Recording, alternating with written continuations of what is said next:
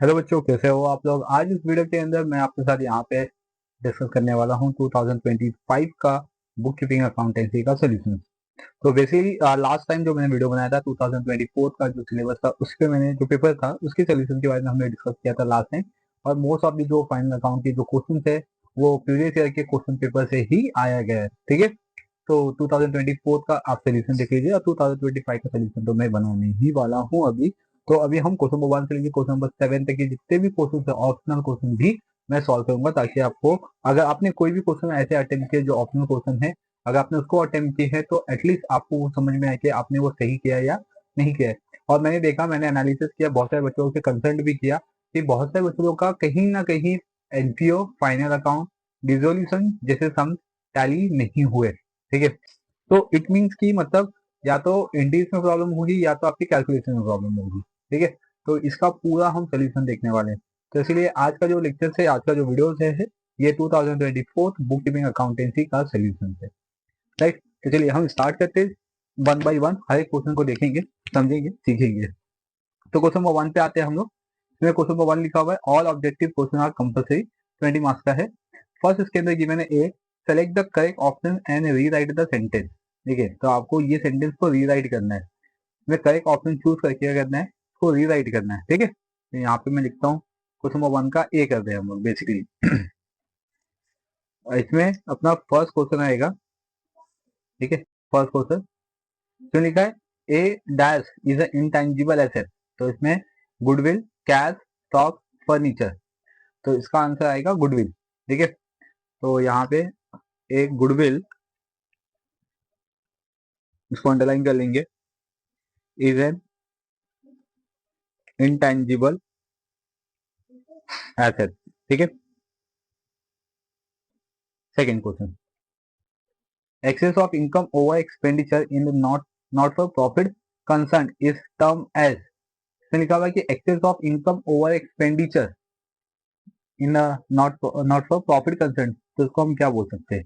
तो excess income है over expenditure, that is में हमें ये सरप्लस होगा। ठीक है, डिफिसिट में कैसा होता है कि excess of expenditure over income होता है, and profit and loss not for profit concern में आते ही नहीं है। तो ये दो पार्ट आता है, तो इसी दो पार्ट को हम यहाँ पे कंसिडर करेंगे। Clear, okay. तो यहाँ पे लिखते हैं excess of income income over expenditure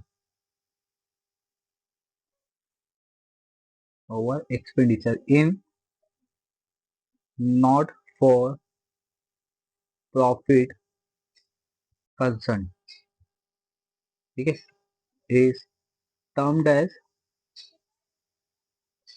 right surplus. तो इसमें आंसर आएगा सरप्लस, इसको अंडरलाइन कर देंगे। आगे आते third, decrease in the value of asset should be a dash to be profit and loss account. तो decrease in the value of assets should be, ठीक है, डिक्रीज मतलब वैल्यू ऑफ एसेट्स की जो एसेट्स है, देखिए उसकी वैल्यू क्या होगी, यहाँ पे डिक्रीज होगी। तो इट मीन यहाँ पे हम डेप्रिसिएट के बारे में भी बात कर सकते हैं, या तो आरडीडी के बारे में भी हम बात कर सकते हैं। तो इसका जो डिक्रीज वैल्यूज है, ठीक है, वो कहाँ जाएगा। ठीक है, तो आपको ये बताना है इसमें। तो यहाँ पे गिवन है हमें प्रॉफिट एंड लॉस की किस साइड जाएगा, प्रॉफिट एंड एडजस्टमेंट की किस साइड जाएगा, डेबिट साइड जाएगा, क्रेडिट साइड जाएगा, ऐड होगा या इक्वल होगा। तो डिक्रीज है तो डेबिट साइड में आएगा plus.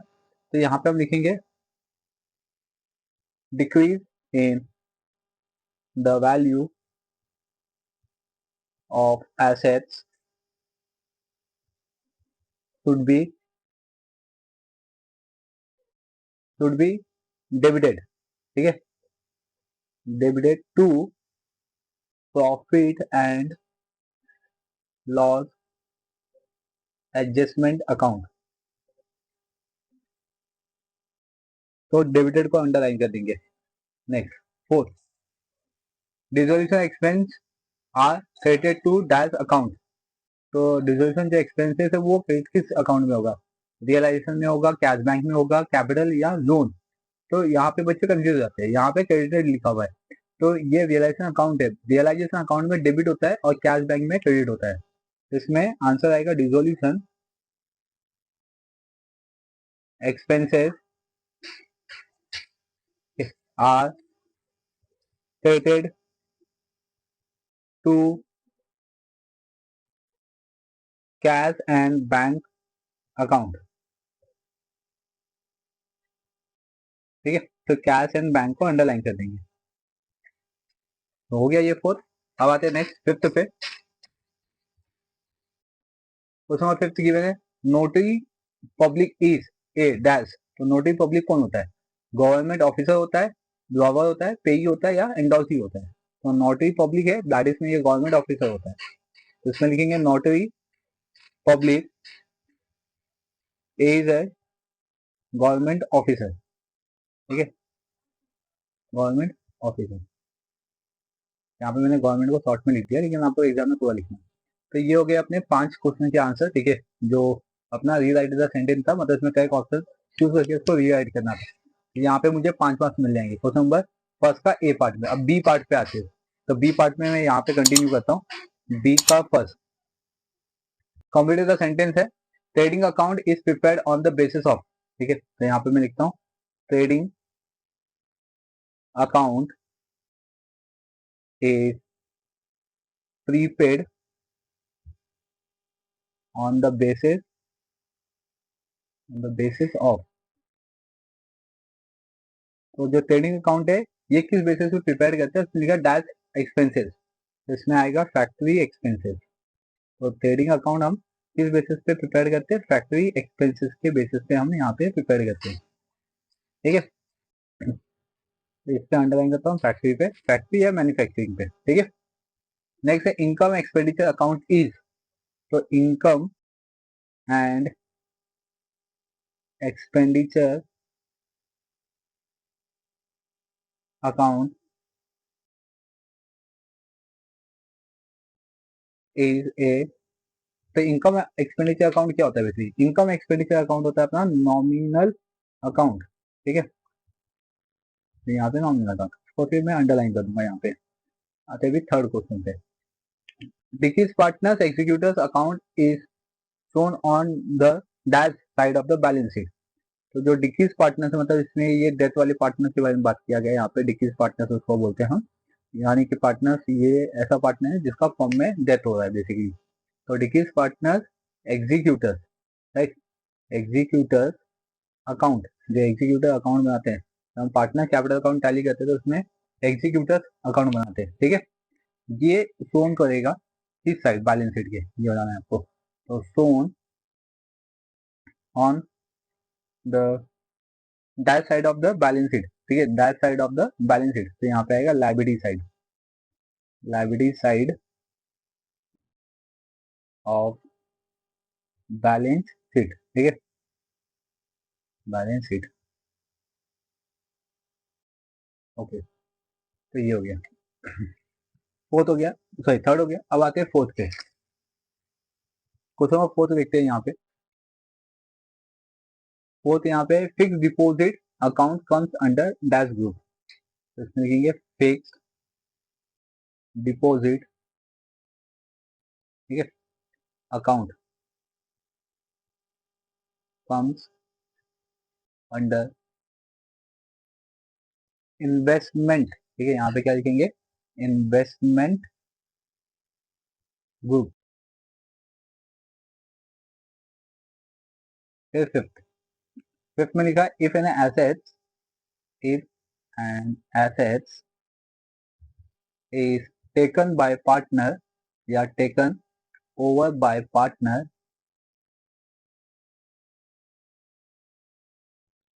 Dash account is debited. तो पार्टनर्स कैपिटल अकाउंट, पार्टनर का आंसर आएगा पार्टनर कैपिटल अकाउंट, ठीक है, is debited. Partner capital account, account नहीं लिखा, अकाउंट इज डेबिटेड, ठीक है। तो पार्टनर्स टेकन ओवर करेगा तो partners capital account debit side आता है बेसिकली। तो यहाँ पे मेरा क्वेश्चन नंबर 1 का बी पार्ट भी कंप्लीट हो गया है, ठीक है। आते हैं अभी सी पार्ट पे। सी पार्ट यहाँ पे गिवन है, फाइन ऑड वन है। तो यहाँ पे मैं डायरेक्टली ऑड वन लिखता हूँ अभी, ठीक है। Wages account, salary account, royalties account, import duty account, ठीक है। वेजेस अकाउंट क्या है? बेसिकली अपना ट्रेडिंग अकाउंट का पार्ट है। रॉयल्टीज भी अपना ट्रेडिंग अकाउंट का पार्ट है, इंपोर्ट ड्यूटी भी ट्रेडिंग अकाउंट का पार्ट है। तो आंसर क्या आएगा? सैलरी अकाउंट, तो इसका आंसर आएगा सैलरी अकाउंट। ठीक है, नेक्स्ट सेकेंड में machinery account, furniture account, computer account, rent account. Machinery, furniture, computer asset से, रेंट अपना एक्सपेंडिचर है, तो इसमें लिखूंगा rent account. Third, general reserve account, creditors account, machinery account, capital account. General reserve, creditors और capital account ये तीनों liabilities के पार्ट है, एंड मशीनरी अपना बैलेंस शीट एसेट्स का पार्ट है, तो इसमें मशीनरी अकाउंट क्या होगा, ऑड वन हो जाएगा, तो machinery account. Fourth, notary public, drawer, drawee, पेई। तो ड्रॉवर, ड्रॉवी, पेई दैट इज में ये तीन पार्टीज है जो बिल्स ऑफ एक्सचेंज में आते हैं। नोटरी पब्लिक, आपको सिर्फ एक नोटिस दिया जाता है कि आपका जो बिल है वो डिसऑनर हो चुका है by the notary public officer के थ्रू, यानी कि गवर्नमेंट ऑफिसर के थ्रू। तो नोटरी पब्लिक यहाँ पे आएगा, इसका ऑड वन हो जाएगा, क्योंकि नोटरी पब्लिक का कोई लेना देना नहीं है बिल्स ऑफ एक्सचेंज में। ये सिर्फ अपना एक बोलते हैं ना कि जो बिल डिसऑनर होता है तो दैट टाइम इनका एक्ट हो जाता है। अदरवाइज जब हम ड्रॉवर, ड्रॉवी और पे के बारे में डिस्कस करेंगे तो this parties are involve in the bills of exchange basis पे, तो इसीलिए ड्रॉवर, ड्रॉवी एंड पे ये ऑड वन में नहीं आएंगे, नोटरी पब्लिक क्या होंगे, अपने ऑड वन में आएगा। आते हैं अभी फिफ्थ। फिफ्थ गिवन है यहाँ पे, at par, at premium, at discount, at loan. इसका आंसर आएगा एट लोन। ठीक है, क्योंकि जो अपना इक्विटी शेयर्स या प्रेफरेंस शेयर्स या अदर जितने भी शेयर्स है, ठीक है, जब उसको मार्केट में इशू किया जाता है तो तीन कंडीशन के बेसिस पे इशू किया जाता है, par, premium and discount. Par, premium and discount. Par मतलब जितना फेस वैल्यू उतने पे, premium that is mean face value के ऊपर, और at a discount that is mean face value के नीचे। तो ये तीन कंडीशन पे इशू ऑफ शेयर किया जाता है, बट एट लोन पे कभी नहीं किया जाता है, तो दैट इज मीन इसका ऑड वन आएगा एट लोन। तो यहाँ पे हो गया आपका ये क्वेश्चन नंबर 3 का 5 क्वेश्चन कंप्लीट। आते हैं भी क्वेश्चन नंबर डी पे, फर्स्ट का डी, यहाँ से स्टार्ट करता हूँ मैं। देखिए, यहाँ पे भी मैं डायरेक्ट लिखूंगा क्योंकि इस क्वेश्चन में लिखा हुआ है कि डू यू अग्री और disagree with the following statement, तो यहाँ पे सिर्फ मैं अग्री और डिसअग्री लिख देता हूँ। ठीक है, और जो क्वेश्चन पेपर है आप उसको डाउनलोड कर सकते हो, वैसे इसका लिंक मैं डिस्क्रिप्शन बॉक्स में दे दूंगा। इसमें क्वेश्चन लिखा हुआ है partnership form is trading concern, तो यस एग्री। पार्टनरशिप फॉर्म क्या होता है, एग्री कंसर्न होता है। ठीक है, सॉरी ट्रेडिंग कंसर्न होता है, मतलब ये पार्टनरशिप फॉर्म हमने किया, अभी ये पार्टनरशिप फाइनेंस अकाउंट हम करते हैं तो उसमें देखते हैं कि ट्रेडिंग अकाउंट बनाते हैं, तो दैट इज मीन ये ट्रेडिंग कंसर्न में आता है। Not for profit concern, do not have the profit motive, ये भी एग्री होगा, क्योंकि जो नॉट फॉर प्रॉफिट कंसर्न होते हैं ये सर्विस ओरिएंटेड होते हैं, तो दैट इज मीन इनका मेन मोटिव क्या होता है, टू प्रोवाइड सर्विसेज। ठीक है, तो इसीलिए प्रॉफिट मोटिव नहीं होते, तो इसीलिए इसका आंसर क्या आएगा, अग्री। ठीक है, not for profit concern do not have the profit motive, तो इनका प्रॉफिट मोटिव नहीं होता है, तो इसका आंसर क्या आएगा, अग्री। नेक्स्ट आते हैं अभी क्वेश्चन नंबर थर्ड पे। तो इसमें लिखा हुआ है retiring partner is called an outgoing partner. ठीक है, यस, तो इसका भी आंसर आएगा अग्री, क्योंकि जो अपने रिटायरिंग पार्टनर्स होते हैं ये क्या होते हैं, आउटगोइंग पार्टनर्स होते हैं, मतलब फॉर्म से निकलने वाले पार्टनर्स होते हैं। देखिए, अब इसका रीजन बहुत सारा होता है, जैसे कि सडनली डेथ हो जाती है, सडनली फिजिकल प्रॉब्लम आ जाती है, हेल्थ प्रॉब्लम आ जाती है, फाइनेंशियल क्राइसिस हो जाता है। देखिए, ऐसे नंबर ऑफ द रीजन है जहाँ पे पार्टनर्स का होते हैं, आउटगोइंग पार्टनर्स होते हैं, तो ये भी अग्रीड हो जाएगा। आते हैं अभी क्वेश्चन नंबर फोर्थ पे। क्वेश्चन नंबर फोर्थ है gain ratio is calculated at the time of admission of new partners, तो इसका आंसर आएगा डिसएग्री, क्योंकि इसमें क्या होता है कि admission admission of partnership firms में जब न्यू पार्टनर एडमिट होता है तो उसके बेसिस पे हम सेक्रीफाइस करते हैं, उसमें हम गेन रेशियो निकालते हैं। रिटायरिंग जब पार्टनर से यानी कि एक फर्म निकलेगा, ठीक है, एक फर्म से निकलेगा, ठीक है, एक पार्टनर फर्म से निकलेगा तो दो पार्टनर्स को यहाँ पे प्रॉफिट होगा, तो इसको हम बोलेंगे गेन रेशियो। जब एक पार्टनर फर्म में ऐड होगा तो उस समय पार्टनर्स को सेक्रीफाइस करना होगा अपने प्रॉफिट में, तो इसीलिए इसका आंसर क्या आएगा, डिसएग्री। अब आते हैं फिफ्थ पे। फिफ्थ क्वेश्चन गिवन है financial statement include only balance sheet, इसमें लिखा कि फाइनेंशियल स्टेटमेंट में ओनली बैलेंस शीट इंक्लूड होता है, तो इसका आंसर डिसएग्री होगा। ठीक है, क्यों, क्योंकि पार्टनर्स फाइनेंशियल स्टेटमेंट में आपका बैलेंस शीट भी बनता है, प्रॉफिट एंड लॉस भी बनता है, कैश फ्लो स्टेटमेंट भी बनता है, तो इसीलिए फाइनेंशियल स्टेटमेंट में बैलेंस शीट सिर्फ नहीं बनता, बनता सब कुछ है इसमें। मतलब तीन मैंने अकाउंट बता दिया, कैश फ्लो स्टेटमेंट हो गया, प्रॉफिट एंड लॉस हो गया, बैलेंस शीट, ये तीन बनेगा, तो इसीलिए यहाँ पे इसका आंसर क्या होगा, डिसएग्री। तो यहाँ पे मैं साइड में लिख देता हूँ, लेकिन आपको लाइन से लिखना है इसको, तो इसका आंसर आएगा डिसएग्री। बस यहाँ पे जो आंसर है वो कट नहीं होना चाहिए एग्जाम में, अदरवाइज आपको मार्क्स नहीं मिलेगा। तो 5 क्लास के जो क्वेश्चन नंबर 1 था ये आपको समझ में आ गया है कि आप किस तरीके से अपने ऑब्जेक्टिव्स को कवर कर सकते हैं, जो कि 20 मार्क्स का है। ठीक है, इसको प्रॉपर सीक्वेंस में लिखना है आपको, अदरवाइज आप एक ही मेथड में पूरा आंसर लिख सकते हैं। चलिए, इस वीडियो में बस मुझे आपको इतने ही अपडेट करना था क्वेश्चन नंबर 1। अब हम मूव ऑन करेंगे क्वेश्चन नंबर 2 पे, जहाँ पे हम प्रैक्टिकल क्वेश्चन सीखेंगे। ठीक है, तब तक आप इसको नोट डाउन कर लीजिए।